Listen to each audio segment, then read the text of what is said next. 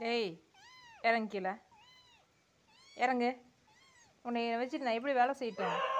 தோட்டத்துக்குள்ளே போனால் அவன் வேலை செய்ய விட மாட்டேங்கிறான், இங்கே வந்து வீட்டில் வேலை செஞ்சால் நீ விட மாட்டேங்கிற. இறங்கு கீழே.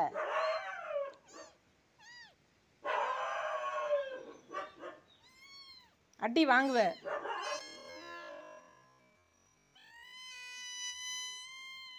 டேய்